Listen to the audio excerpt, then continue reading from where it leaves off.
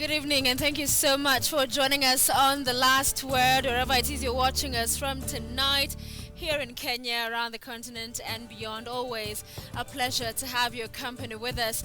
Tonight, we focus on the race for the Chief Justice. Who will be Kenya's next Chief Justice to succeed Dr. William Mutunga, now retired?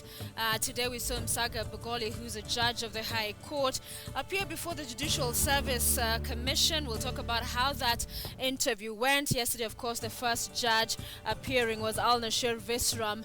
But also there's that dynamic that has shifted with that High Court ruling, with those that had been rejected in that shortlist initially released now being reconsidered. So we'll be seeing more of those applicants appear before the JSC. Should be an interesting one. But ultimately, we're going to be conversing what are the real important issues surrounding the position, of course, of CJ, that of the Deputy CJ, that also the JSC will be seeking to fill, and the one judge of the Supreme Court as well. Be part of the show tonight. Engage with us. Tweet us at KTN News, at Sophia Wanuna, as you hear what our guests have to say tonight, whom I'll be introducing to you shortly. We'd also like to hear your thoughts on the various applicants to fill those positions. But as always, let's begin with a recap of our top stories on this Tuesday. And we begin for you with the fate of the embattled chairman of the Kenyan Ethics and Anti-Corruption Commission, Philip Kinisi, who may now be forced to leave office. National Assembly's Justice and Legal Affairs Committee has recommended that President Uhuru Kenyatta should appoint a tribunal to investigate him for misconduct and gross violation of the Constitution. The committee's report says lawyer Albert Ondieki disclosed insufficient grounds in his petition for the removal of the Anti-Corruption Commission chairman.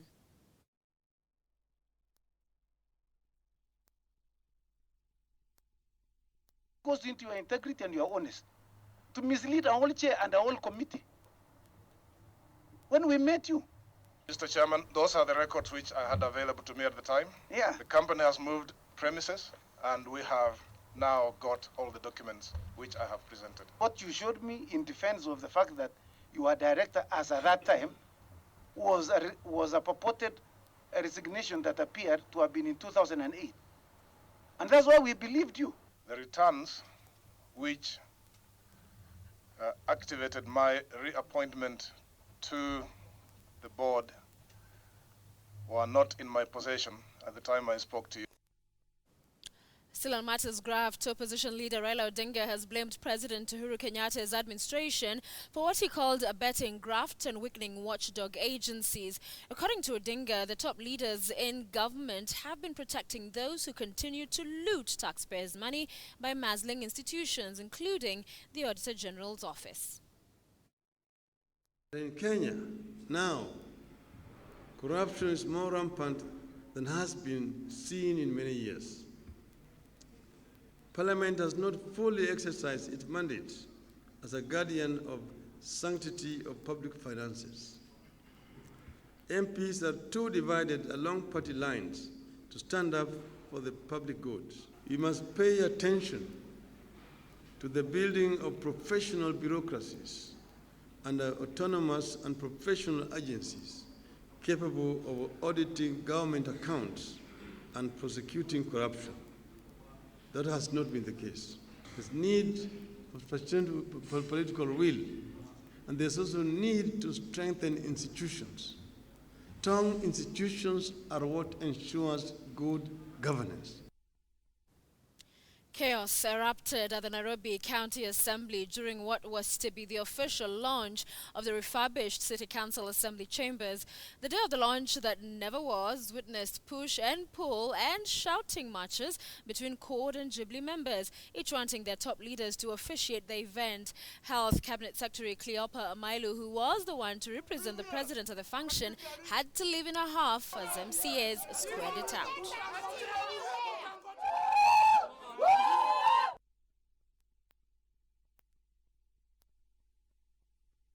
Initially, the communication was that the President Uhuru Kenyatta was coming to open the assembly. He did not make it. He did not communicate to us as the executive, as the governor's office. All right, let's get to our topic of discussion tonight. And how well do you know your country, and how many governors can you name?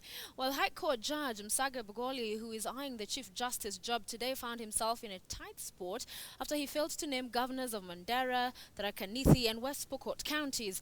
Bugoli was appearing before the Judicial Service Commission on the second day of the ongoing interviews for Chief Justice. KTN's Murimu Wangi was there and now reports. Tuesday was the turn of High Court Judge Msaga Bugoli to defend his suitability for the Chief Justice job before his employer, the Judicial Service Commission. I'm the longest serving judge in this republic. But as Bugoli would find out, the interviews were not going to be a walk in the park. Who is the governor of Tharaka Nithi?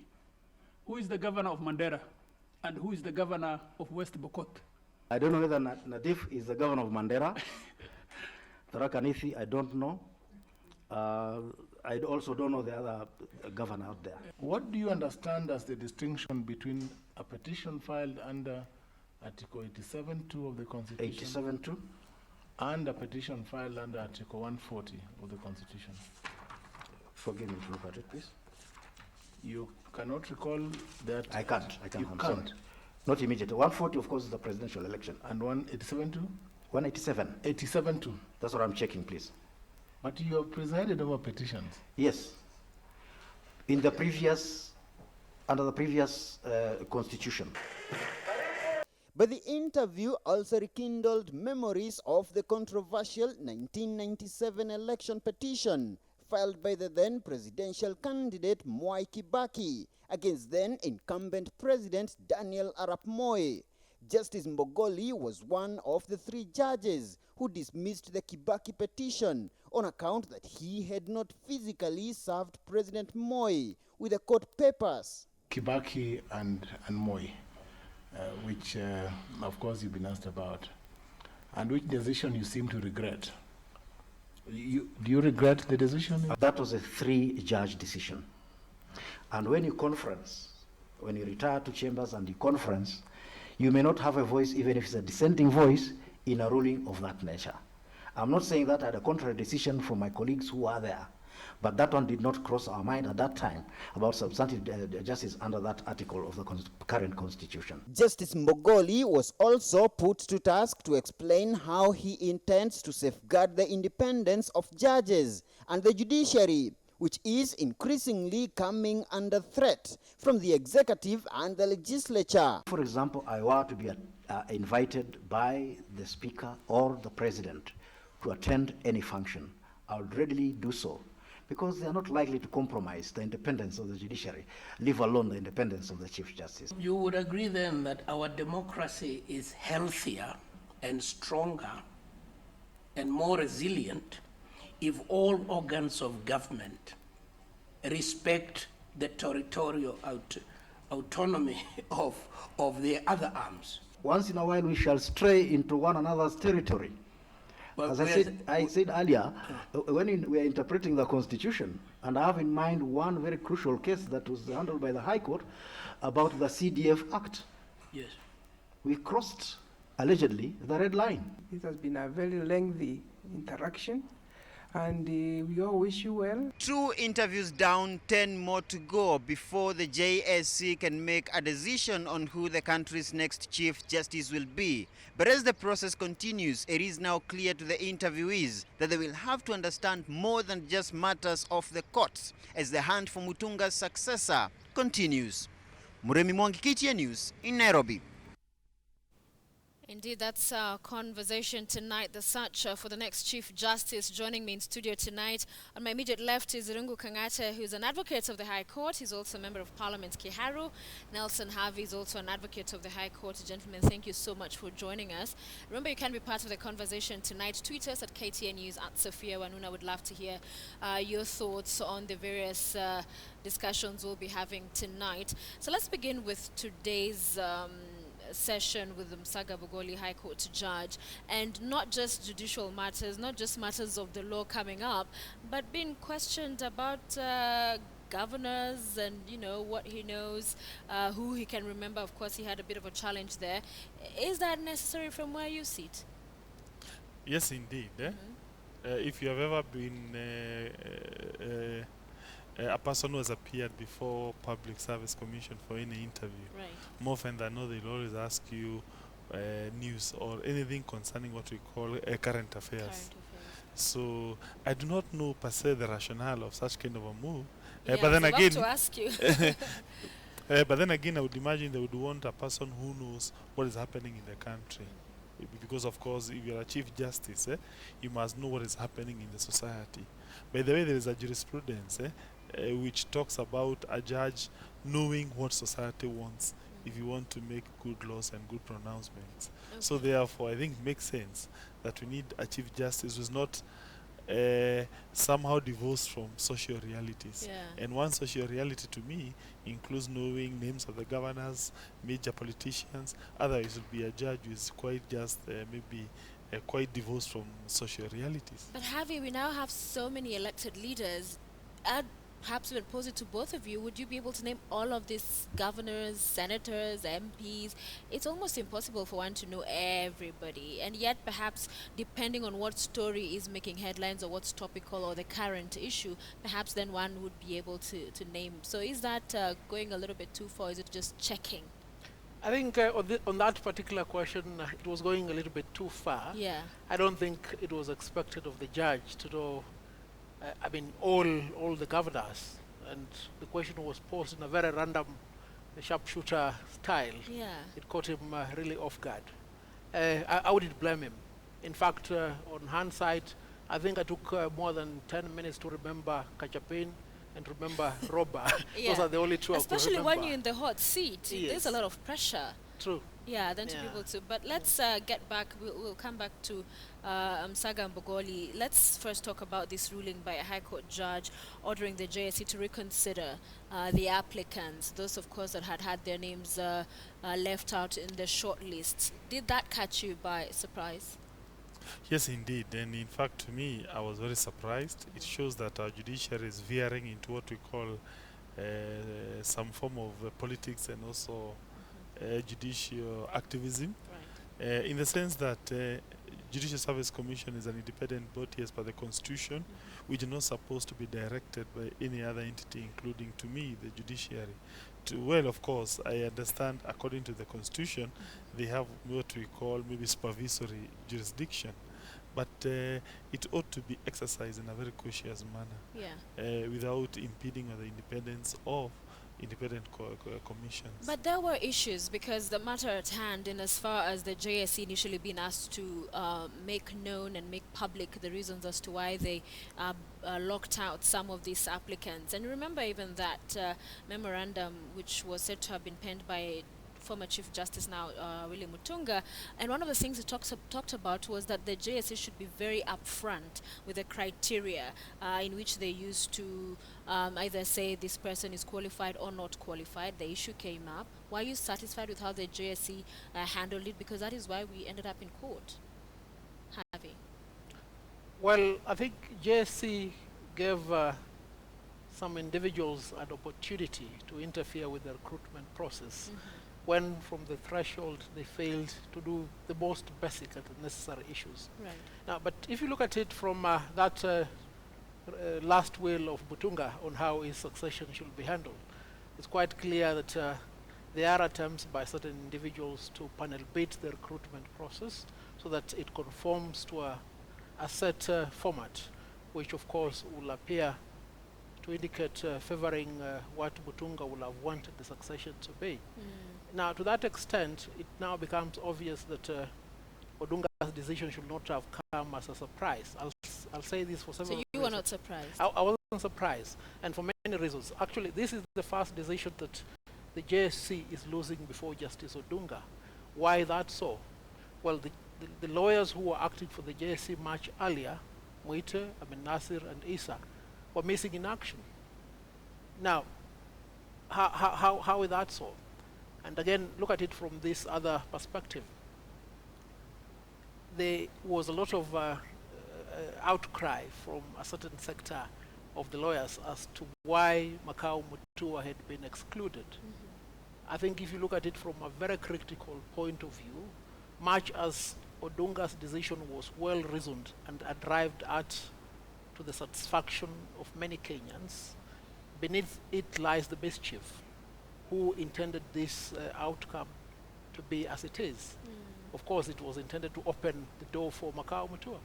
So you see it as all about one individual, Makau Mutua. Do you agree? Yes, to a certain extent, particularly taking into account Makau Mutua is a very polarizing figure in the legal fraternity and also in public academia. There are those who probably love him. They view him as a progressive person and a person who represents certain values. There are those who have serious issues against him in terms of decorum, in terms of his jurisprudence, how he views things. So, to me, I think it's a controversial ruling and decision that has been made by the court. Yeah, yes. But you agree perhaps with Harvey what he says, that JSC did this to themselves in terms of opening themselves to this kind of criticism that led to a body moving to court and then getting this particular judgment? No, I disagree. I strongly support the position that was taken by Judicial Service Commission. Yeah. First and foremost, reasons were given as to why some of those candidates not make it to the final list.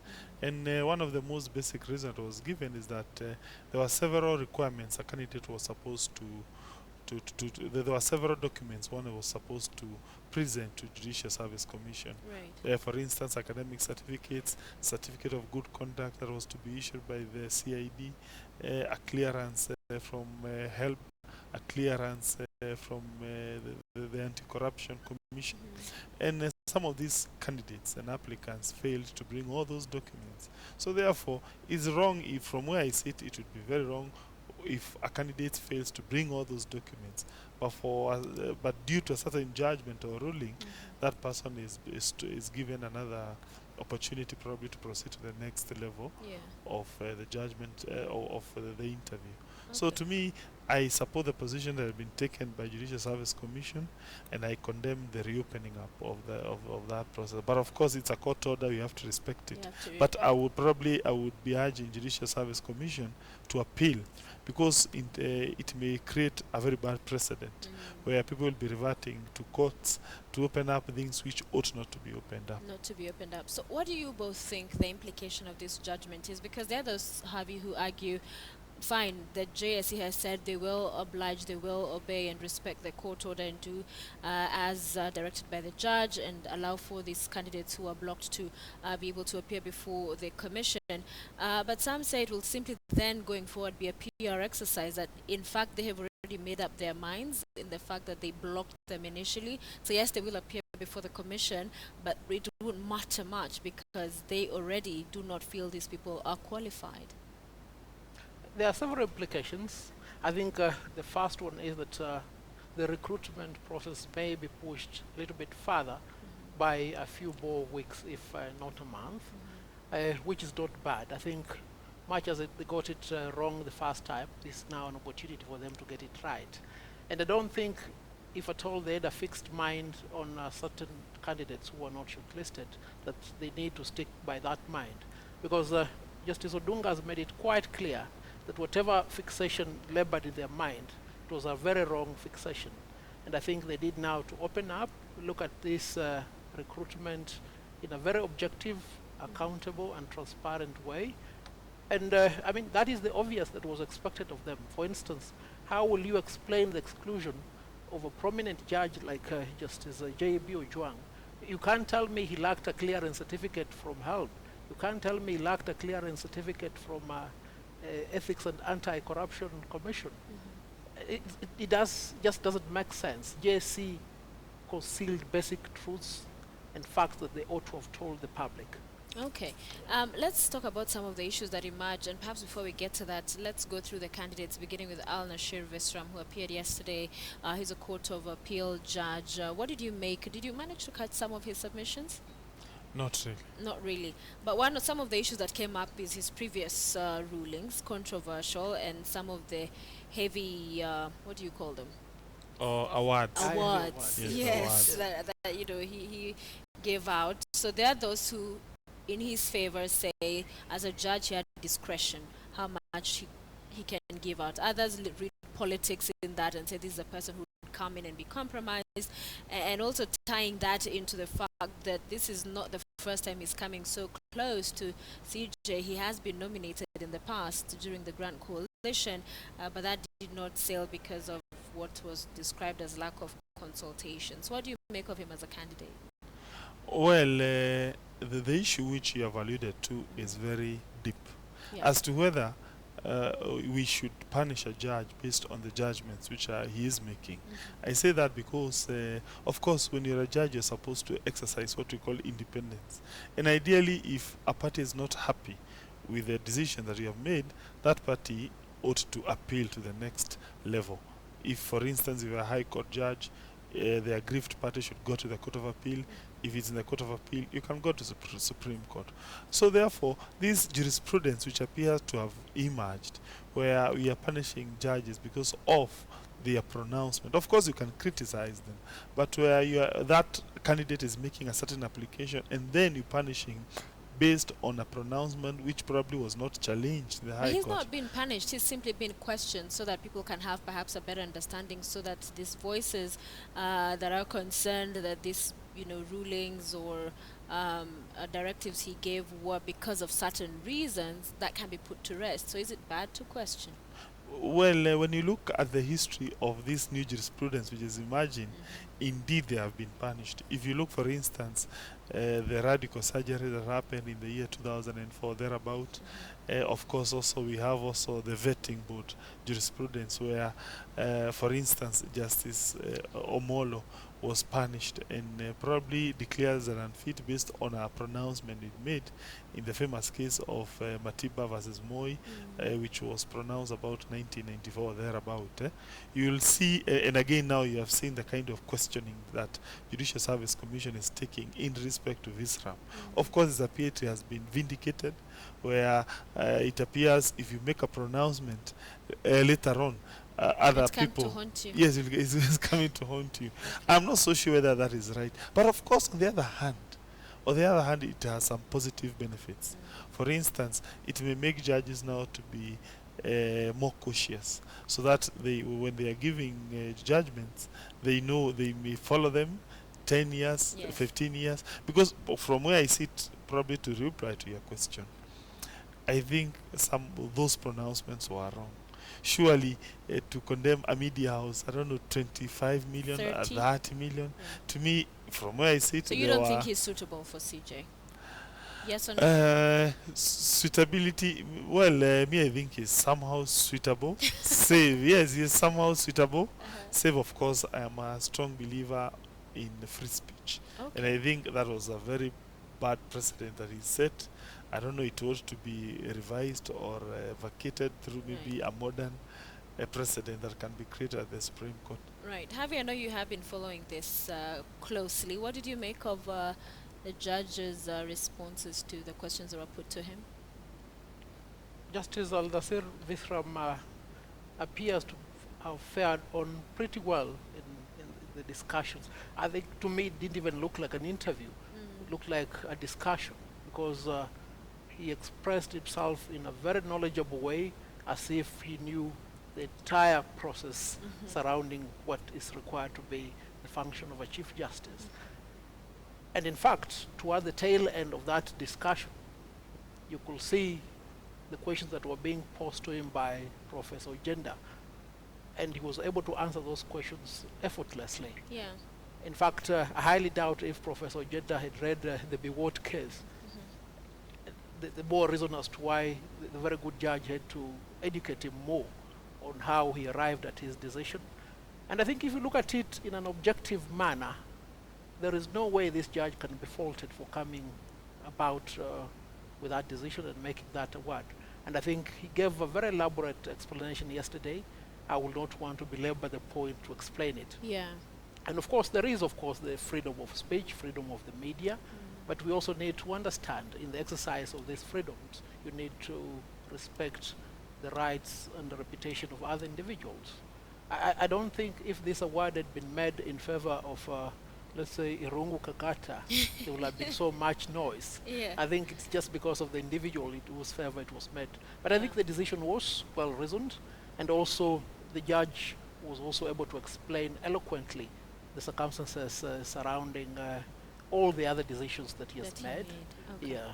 Because one of the other things that came up and which has tied into even where the judiciary and the Supreme Court finds itself right now, age is a key factor. He talked about seniority and was asked whether he thinks and considers that an important aspect.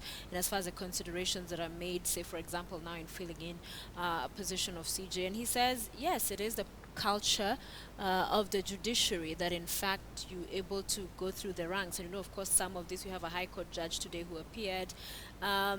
Do you believe that? Do you buy into that thinking that seniority, we should perhaps, if it's going to be an insider, as we've come to call it, should be a Court of Appeal judge going into the position of CJ? Yes, of course. To me, I think seniority makes a lot of sense. Of course, I would imagine it's like just any other profession. The more you stay in a place, the more better you become. If, for instance, not always. Well, all factors be being constant. because, no, well, of course, all factors being constant. Yeah. All factors all being good factors. Yes, I would imagine. So therefore, if, for instance, you have been in KTN, let's say, for 20 years, of course, you become more and more and more better. So the same principle applies even in judiciary. But then again, of course, we must leave some room for what we call exceptional character that may emerge, which probably you may put aside the issue of seniority and probably consider that person. But barring that, I'll be happy to do that. but barring that, I would go for seniority. Okay. This idea of having people who have never served in judiciary or even in Kenya, no wonder I have a deep problem with this guy called Mutua.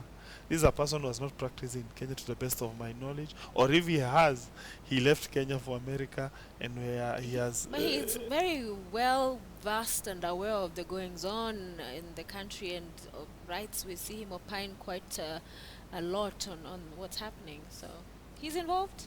No, there is a difference between commenting when you're outside and commenting when you're inside. But the law allows for him to be able to apply. That's not one of the issues that makes him out. To me, I would take that as a consideration. Okay. Because when you stay here in Kenya, you become a person who knows the terrain, the socio and economics of this country. So that you are more better versed in issues which are grappling our society, as opposed to a person who has been exiled out of this country for a very long time. Right. Javi, the former CJ Mutunga, in his memorandum again to the JSC, talking about this issue of age, he said that a judge is old enough to serve for a minimum period is a dangerous view to hold, and for the JSC to have that opinion going into these interviews, because others who've said they should only get a person who can only serve one term, then after that they leave, so that we keep having a change as opposed to having one person for a long time. Of course, the law allowing for a 10-year term. So where do you stand on this seniority debate, and whether you get a person for one term, that would be better, and as far as getting too involved with the issues in the judiciary? Sophie, allow me to call that memorandum the last written will of Dr. Willie Mutunga. Yeah. And you can clearly see in his last written will, he wants his youngest son to inherit the kingdom. I mean, that's quite unlike African tradition. And of course, let's transplant the African tradition into the practice of law. As Mheshimiwa said here, of course he's Mheshimiwa, but he's much junior to me. So he knows the pecking order in seniority. Yeah. I think after we leave here, he'll insist that I buy him a few glasses of, of beer. No, I don't take alcohol. Oh, that's good. Even tea, then that will be good. I'll still buy. Yeah. But then back to the point, there is a reason as to why seniority really counts. Okay. And the biggest problem during the tenure of Dr. Justice Willie Mutunga is this. He dispersed the unity amongst the judges by ruffling the uniformity of growth in the ladders. For instance, he could come and appoint a very junior judge to preside over a bench. You understand? He could appoint, and this created a lot of division.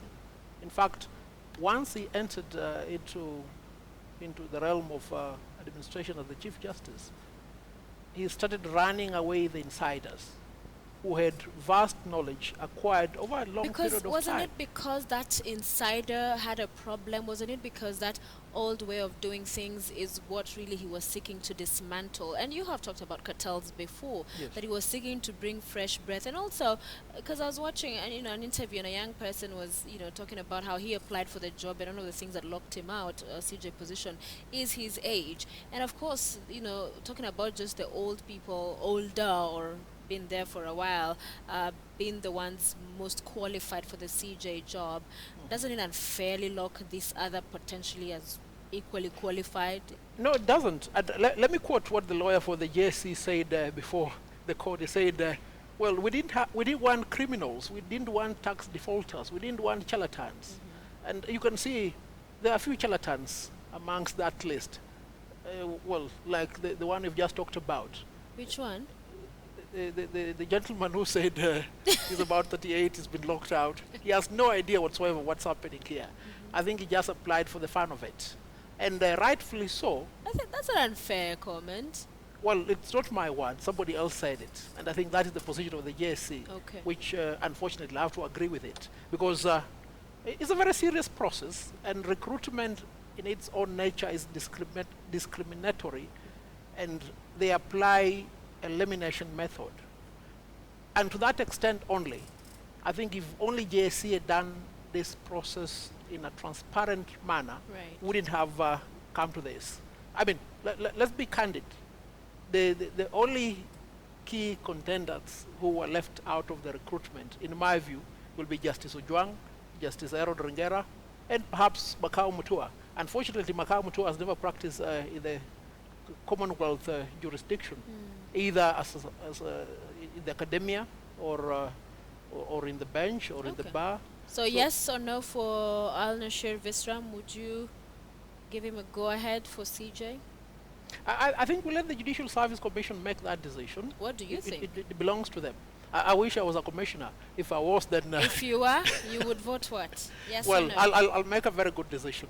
I think so far, I mean, two down, 10 more to go. Let's see how it goes. I think the interview for Makau Mutua will be the most intriguing one. That definitely will be. Let's wait for it. Yeah, so Msaka Bogoli appearing today High Court, and we had a bit of what he had to say earlier on. But so from where you sit, if you were to consider that seniority debate, you'd say he does not qualify because he's still in the High Court. And there are those actually who say he's been there for too long, that I think it is 34 or 30 years. I'm not very sure how many years, but there are those who've said he's not then grown, quote unquote. So would you disqualify him, but just based on that? No. To be unfair, because we all know promotions, they come as a result of several factors. Which factors may be beyond the person who is supposed to be promoted? For instance, it happens that the president plays quite a major role, or even the Chief Justice, and therefore it would be very unfair for one to punish Mr. Msaga on the basis that he has never been promoted to become a Court of Appeal judge.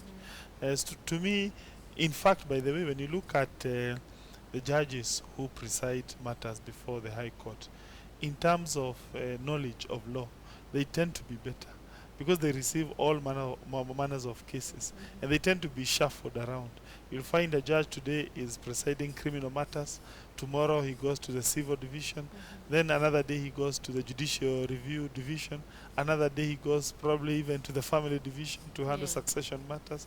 So therefore, you'll find that judge, in terms of knowledge of law, application of law, interaction even with members of public, is far much better as compared to other people who have been promoted to become the Court of Appeal judges or even Supreme Court judges. Yeah, and I want to apologize for that typo on his name. It's Msaga Bogoli.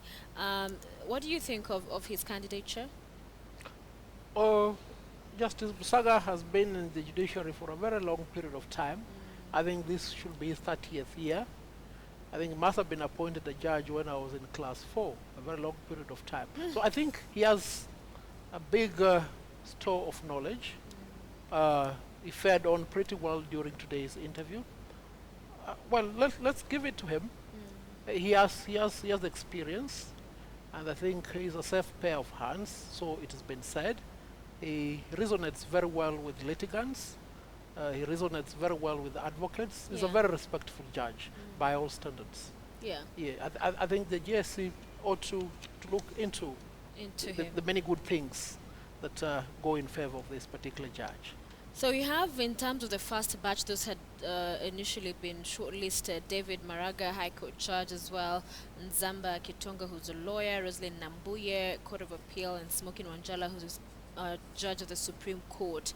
What do you make? Who for you in this particular batch that remains would you vouch for? Would you say that right there, of course, off of what you know so far about them, would make a good candidate for CJ? Personally, from where I sit, I would vote for Zamba Kitonga. Why? He's a person who has practiced law for a very long time. Two, he has also been elected by lawyers to leadership positions. Particularly, he served in Law Society of Kenya as a chairman. Three, he also has credentials of fighting for reforms, fighting for human rights, and finally, he is also a sociable person. He is when you see also when you're managing people, I usually consider your social skills as a parameter as to whether you are a good person or probably a person who ought not to become a leader of other people. So even if he's an outsider, quote unquote, not totally because he's a lawyer, but in terms of being in the system as a judge, that for you is not an issue? It is not an issue, although you must also take into account he has served in several places where he has acted like a judge, and therefore you cannot say he has not served probably as a person who is just restricted in the legal practice. No, he has served in several various forums, which to me gives him sufficient experience. Yeah. Javi, those are the four candidates? Let me take a quick shot at Nzamba Kitonga. Well, Nzamba is not somebody without controversy. You remember Nzamba Kitonga was the vice chairman of the Golden Bar Commission of Inquiry that was headed by retired Justice Bosire. And if you look at the decision that sent Justice Bosire home, it was substantially based upon the finding that the then commission, in which Nzamba was the vice chair, refused to comply with a court order that required them to summon certain key individuals upon whom great responsibility for the laws of the Golden Bag rested. And to that extent, therefore, if Justice Bosire was found unsuitable to serve as a judge of the Court of Appeal, it cannot be explained in any way whatsoever why Nzamba Kitonga is competent now to be appointed Chief Justice. But I think because of his quiet demeanor, many of these controversies seem to have gone under, and many people not to have noticed it. And I think to that extent, he has a lot of saying to do. Well, he had a very good tenure as the head of the committee of experts, but I don't think that is much to write home about. I think that was like a plane flying by wire. Anybody else will have achieved the same result. And I don't think, as Mheshimiwa says here, I don't think it will be a safe pair of hands to be Chief Justice. Okay. And more importantly also, is closely associated with these cartels. I think I will be very apprehensive to endorse his appointment as a Chief Justice. Yeah. Yes. I'm keen to hear your thoughts on Roslyn Nambuye. Well, there's another lady, Lucy Wanjai, now the list that has been okayed, but she was initially the only one in the six. Court of Appeal judge, and she had at some point been found to be unfit to serve in the judiciary by the vetting board. That, of course, was overturned. And then there's a statement recently that she had said, you know, when faced with dicey issues, as far as the executive is concerned, she would be open to a sit-down with the same to dialogue. So some look at that as her having a soft spot for the government. So do you share those concerns? I think Justice Nambuye's statement during the colloquium was taken out of context. In fact, what Nambuye did was to ask a question to the Attorney General. What should we do in the event that we are given a call on a matter that the state, so to speak, has an interest? I mean, she has to be commended for being honest. Very few judges will have said so. So it's quite evident. Perhaps in many other matters that she may have handled before, some of these things could have happened. I don't see anything wrong with that. And but that does that happen with other normal cases? Because is this hearing being given because it's government? Because would that happen outside of the courtroom with any other individual appearing before her? Isn't that the issue? Well, I don't think that is the issue. She was quite categorical, and she was asking the representative of the state, the legal advice of the government, what do you want us to do when we're met with such a situation? And I think the Attorney General was a little bit dodgy, and for that reason, many people have interpreted a statement out of context. And let's take it from this perspective. Justice Nambuye is one of the most senior lady judges. She has had a very good career as a magistrate, as a judge of the High Court, as a judge of the Court of Appeal. I mean, you'll not find any blame on this lady. Right. She will make a very good leader if given an opportunity to be Chief Justice. Okay. I mean, and I think now that we look to be tending towards giving leadership to the ladies, she should join the list of Hillary Clinton and the rest, and become the first lady Chief Justice in Kenya. Yeah, we'll be most pleased. Let me take some of the feedback as we wind up. We have about 3 minutes to go, and I want to hear from you. Of course, there's still many others. Jackson Ojwang, Aaron Ringera, David Mwaure, Udoto Kongani, Lucy Wanja, David Wambura, and Makau Mutua, who you say you're looking forward to that interview. But I'd like to hear from both of you who you think must not be CJ, and who you think finally out of this entire list would get your support if you are in the JSC. But this is what you're saying in our question. We're asking you, do you support the inclusion of the 7 applicants who missed the original CJ shortlist? We have Wasioma Bashir. You say, I don't support the additional 7 members. Where were they? It should be free and fair. Well, they had applied. That's where they were and had been rejected. Then the EK Kenneth, you said the decision by Al Nashir Visram was well reasoned. Harvey, I think you're saying according to Harvey, or you're telling Harvey, one of those. Wasioma Bashir, I don't support the additionals, 7 members. That's Mika Kipkorir. In some situations, previous rulings ought to be used to gauge lawyers, or rather judges' suitability in public office. MCA Gatetua Nduati, you say yes, they may have missed, but the best could be gotten out of this allowance. And then we have Peter Chemrot. Yes, I do, for the criteria used to bar them is still very unclear at this particular point. Washira Getahi, you say it's great they were able to allow them to come into the process. It allows for more choices and many more of your views tonight. Thank you so much for sharing with us. So, gentlemen, still a long way to go. Of course, the time has been extended. Your last thoughts on who must not be CJ? And yes, yes. To me, without any contradiction, yes. Makau Mutua must never be the CJ of this country. Why? For 2 reasons. First and foremost, I'm a very religious person. I'm also a Democrat. And I strongly believe those of us who believe in God, we must exert our rights. We must ensure, because we are the majority, that the people occupying various positions, whether in executive, whether in judiciary, those people must espouse core religious thoughts. And this guy does. This guy is a secularist. There was a time I saw him writing an article saying that we should not have mentioned God in our constitution. Number 2, this guy supports same-sex relationships.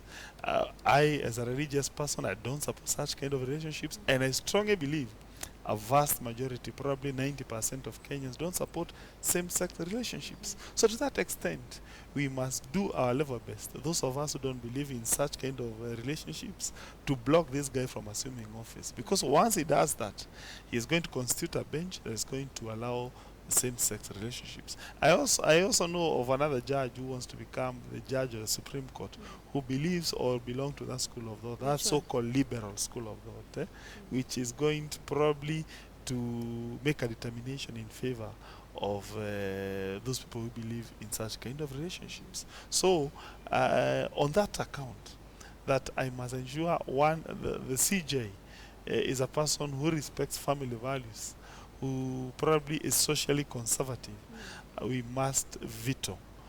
Or we must do everything everything to block that guy by from hook or crook. everything. Of course, what we are going to do, no, legally, of course, legally, legally, we shall do a petition. I'll be doing a letter, giving detailing reason as to why he ought not to become a chief justice. Who ought to be?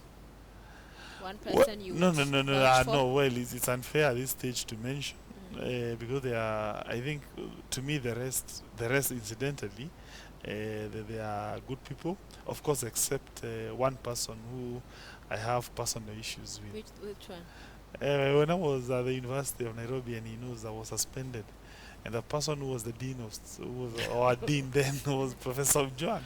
So I can't give any comment regarding him. In fact, if he was to come before Judicial Service Commission and I happen to be a commissioner, I would have to recuse myself because it was the guy who was roasting me at the university. At the university. All right, Javi, your last word on this? It will be a day that will go down in infamy when we have an appointment of the following individuals as Chief Justice. In that order, Dr. Smokin Wanjala, Professor Makau Mutua, and Zamba Gitonga. These three individuals are closely associated with the cartels. And I think these are the people that Dr. Justice Willie Mutunga may have had in mind to succeed in. But more importantly, have you presented that evidence of these cartels you speak about to the JSC?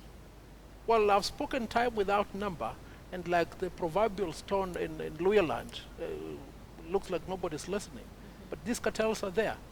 Anyway, now, Professor Makau Mutua can be best categorized as the visiting Kenyan. I think he only stays in the United States of America. He doesn't know anything about Kenya. It's most likely he will bring those same-sex mad issues that Mheshimiwa has been talking about here. And we need to be bold enough, the way President Kenyatta was bold enough, but politely told President Barack Obama when he came here and started making a plea for the gays. He said, no, it's not part of us. We don't conduct business like that. Now, Dr. Smokin Wanjala also has a checkered history on his failure to rein in corruption, even when he had the opportunity to do so at the then Kenya Anti-Corruption Commission. It was a total failure. The mega scandals that passed without detection in Kenya happened during his tenure at the CASA. And when he was appointed a Supreme Court judge, he made a solemn promise that he will fight corruption. What did he do? He was a member of very key committees within the JSC, one of which is the Finance and Administrative Committee, which now Parliament, Mheshimiwa will confirm here, has said Smokin Wanjala is one of those individuals that need to be investigated for the loss of 1.05 billion shillings from the judiciary. And I think if you look at it from that perspective, there are justifiable reasons why these three individuals ought not to be appointed. It will be a monumental error for Kenya to have these three gentlemen as Chief Justice. Now, who ought to be? Well, as to who ought to be the Chief Justice, I think let the Judicial Service Commission make the decision. But then let me mention a few individuals. I think the entry of Justice Professor Juang is quite welcome. It was very evident that there were key members of the cartel who worked day and night to ensure that Justice Ojwang does not meet the threshold on very frivolous grounds, you understand. And I think the Judicial Service Commission has to conduct this interview in a very transparent process. We don't want qualified individuals who can make good leaders being locked out on frivolous issues as we have seen much earlier. All right, thank you, gentlemen, for joining us. Nelson Havi and Irungu Kangata, who are both advocates of the High Court, of course. Honorable Kangata, also Member of Parliament for Kiharu. Thank you for, as well, tweeting in. Always great to have you participate in our shows and watching. I'm Sophia Wanuna. Have a blessed night.